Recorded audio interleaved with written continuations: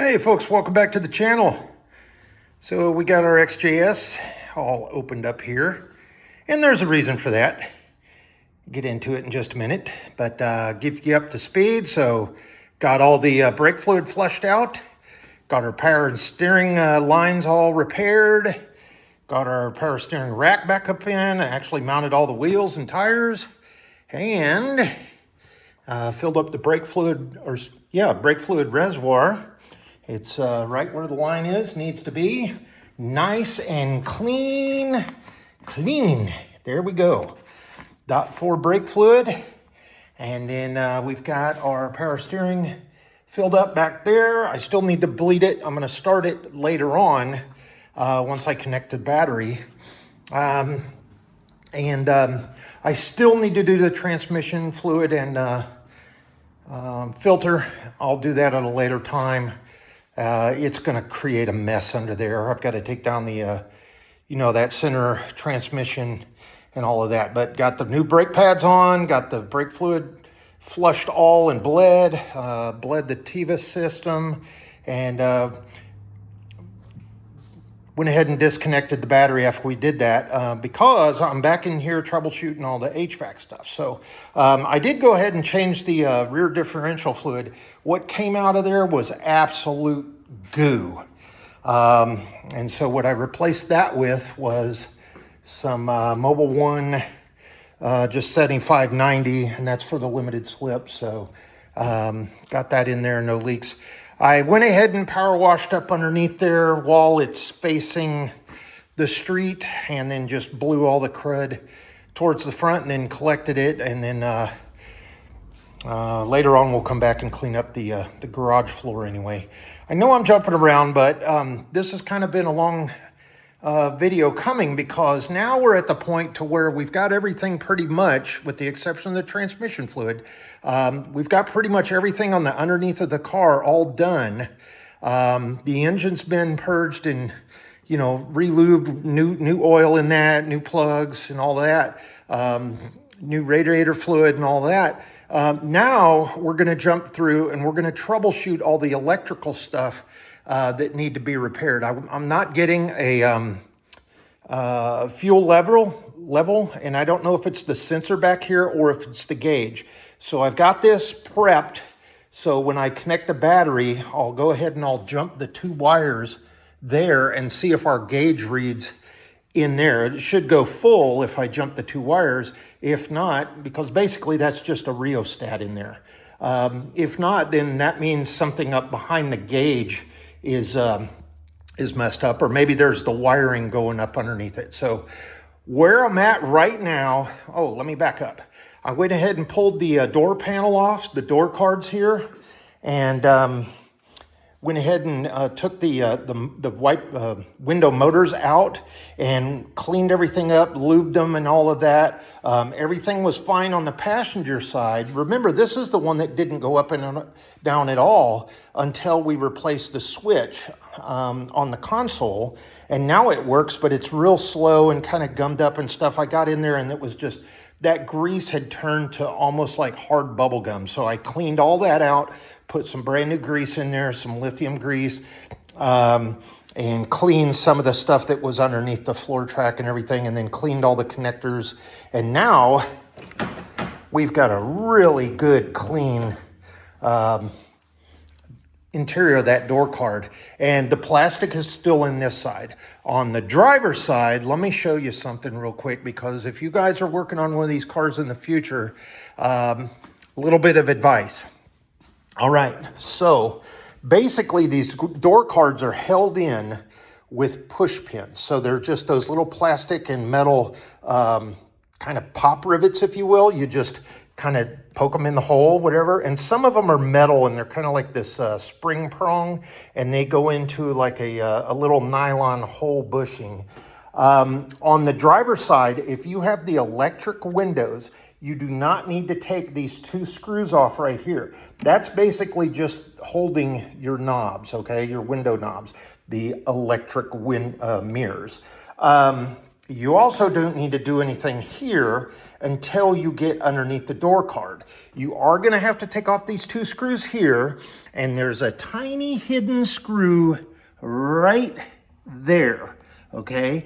And it's just a Phillips screw, and you're going to get that off. And once you get the screws out, then you're going to come in here with your trim tool, and you're going to pop on this side, come down along the edges, pop, pop, pop, pop, pop, all the way around. Then you're going to kind of take your, whoops, let me back up. This, get you a little screwdriver and pry this metal trim piece away. And there's a big Phillips screw that goes all the way. That's your handle hold. Once you get that off, then take your handle and you're going to have your hand up underneath here and you're going to lift this up. And what you have to do, you have to lift this window seal away from the metal edge. And you can barely see it down there. It's pretty much fallen apart because it's so old, so I may come back later on and replace that. Same with our little window seal here. But that seal right there, that felt seal, goes over the metal of the door frame. And so what you have to do, you have to lift it up and pull up, straight up, and make sure you avoid this. Once you do that, you're going to be able to take off the connectors for your electric windows. They pretty much just go right through a slot in the door right here. You're going to have 2 connectors for your speaker, and then you're going to have 2 connectors for your door light here, your little courtesy light here. You don't need to take this cover off or the bulb or anything. There's nothing under there. But right about here, behind the door, is a metal clip that goes into the door frame. And what you're going to have to do is pull that out a little bit and clear the actual door frame. And then right about here and right about here, there's 2 more metal clips that go into kind of like a little bracket on the door frame. But the hardest part is getting this seal back in, okay? You have to kind of pull it out a little bit like this and then work it. And once you get that felt seal over the metal, then you'll be able to kind of tilt the door down like this, lift it up just a little bit until that metal bracket goes in there. You'll have these already set up in here. And then all of your holes will line up for your push clips. Start back here, push, push, push, push. Make sure you get your tiny little Phillips screw back in down there. And then come back, reattach this, as well as those 2 screws there. Obviously, make sure you plug in your connectors for your power windows if you have the power windows. And then you're done. So as I've got that off, I went ahead and I took out the actual motor and actuator for the window. The entire top housing on the window motor has 2 screws and they were loose. And so the housing on the top of the motor was kind of conked like that. So that's why that wasn't working. So, or as well as it could. So, and I lubed up and cleaned all the grease out of that. And then now we've got real nice, smooth operation, all greased up and lubed and everything. So that's all done. So now I'm going back to the HVAC and the electrical issues in the dash and everything. So since we've already looked all up underneath here, fixed the fuse box and all the corrosion on there, we've taken out the blower motors. We know they run on direct 12 volt. We're going to go back in here and look in here. All right. So let me get down in there and show you, because what I discovered, let me grab it, is a couple of interesting things. Now, there's other videos on how to get the wood, or sometimes I see they're like the black plastic cover or your console cover.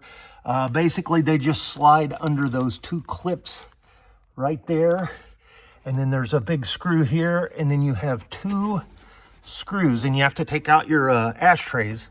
And there's 2 screws here, but you also have to take out your cruise control switch and also your cigarette lighter. And then right there on that connector is a relay. All right, so we'll test that. But look what I also found is a brown wire, which is power in Jaguar speak. And I haven't taken it off, so I don't know if that's a fuse in there. is blown, but I'm going to test that out, check it, and see if we get any power from that brown wire. I was also able to get way down in there, and I went ahead and disconnected the radio. But yeah, I got all that all looked up, and then we're going to go back and we're going to, you know, trace the wiring and see if there's anything back here. There's also this big relay here. Kind of hard, whoops, kind of hard to see. See right there, it sits underneath kind of your what you put your elbow on. I don't know what you call these. Console lid, I guess, or container. So all these wires down in here, we'll go ahead and trace all those, especially the brown ones. And then we'll go all the way back up in here. If I need to replace this blower switch, that means this console has to come out anyway, and then we'll get back in there and maybe be able to replace that. But I don't know, maybe relay, maybe that fuse. I want to get up underneath there and test some of the brown wires. So everything's disconnected. And there's other videos on how to get the radio out. And like I said, the console cover there. The other thing I'm going to do is go ahead and drop the glove box and pull that out again so we can get the wire up there on the top of the blower motor on the passenger side and go through and start testing some of the stuff like that. Because remember, we're not getting power to the actual console, the switches, the blower or the temperature selector, even after the engine was warmed up and everything like that. Now, I don't know if this has the security radio, so I don't know if that needs to be all plugged up before we start the car. I don't think so. I'll probably get a bunch of warning lights, but that's where we're at right now. And then we'll jump into trying to figure out these retractable seat belts. And then back there, we've got our third brake light. And basically it just with some double-sided tape just sticks right here. There's two little sticky tapey places on there. And then there's a cover that goes to it right here. Real easy to get off. I mean, it's just got these two clips right here. You put your fingers up underneath there, and then this slides back like that. And then we'll put it back on. So I'm gonna go ahead and double side tape the foam there.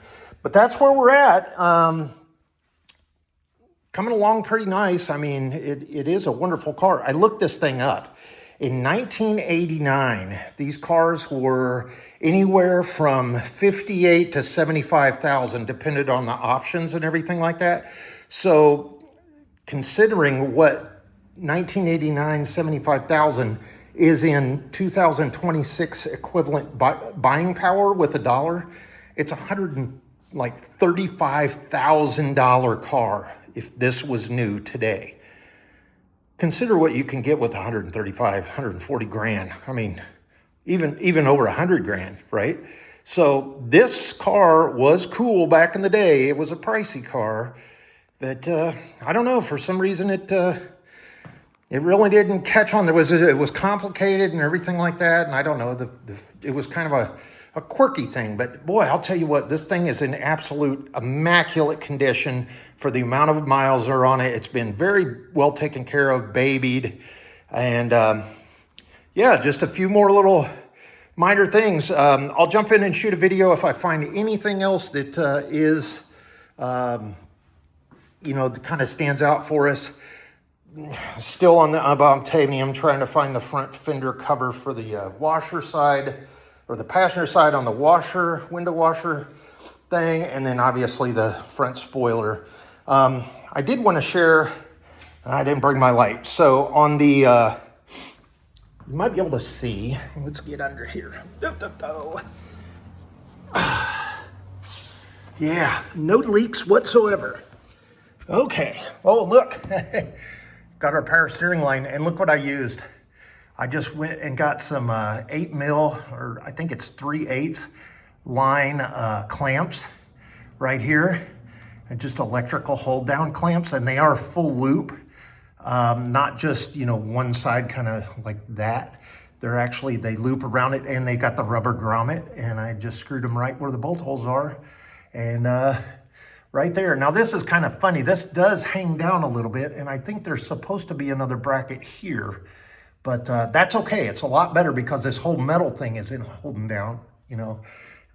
What I wanted to share with you, piece of advice, these metal lines here and the one right here, those they look like compression fittings like you'd find on a brake line, right? Your flared lines.